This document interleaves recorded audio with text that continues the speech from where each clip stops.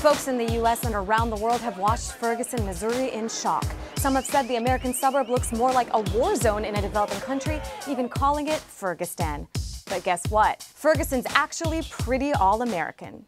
Ferguson is not unusual. It is a reflection of American life in just about every way imaginable. High unemployment rates, high dropout rates in school, underfunded education programs, police harassment. Before you get to a Michael Brown death, before you get to an international outcry of protest, you still have a city that is wrestling with the very forms of inequality that every city in this nation is. So just what does that inequality look like in America, and how are blacks particularly affected? Well, first, there's poverty. 15% of the country lived in poverty in 2012. But for African Americans, the poverty rate was almost double that. The story in Ferguson, where 2/3 of the population is black, is basically the same. A quarter of the population in St. Louis County, which is home to Ferguson, lives in poverty.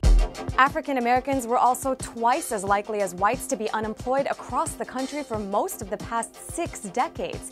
And back in St. Louis County, black unemployment was actually 3 times higher than white unemployment in 2012. One factor driving inequality in Ferguson and the rest of the country? Segregation. Yup, even though segregation laws were overturned decades ago, one study found that in cities across the U.S., whites typically live in communities that are 75% white. And in cities with large black populations like Detroit, New York, and Chicago, blacks are equally isolated. In Detroit, blacks on average live in neighborhoods that are 81% black. Ferguson fits right into this pattern with a 67% black population.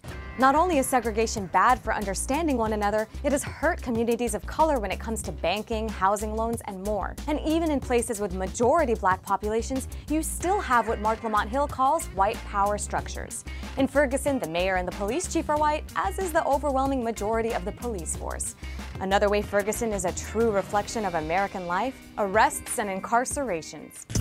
There are 4 times more black arrests than white arrests in Missouri, which pretty much matches national incarceration numbers. Black men across the country were 6 times as likely as whites to be in federal, state, and local jails in 2010. U.S. law enforcement has a long history of targeting African Americans, which is why many say they don't feel they're getting equal protection under the law. That, plus everything else you just heard, is why people in Ferguson and across the country are fed up. And for anyone who thinks that the police crackdown there is new or foreign, let this historical reminder from Evan Hill sink in.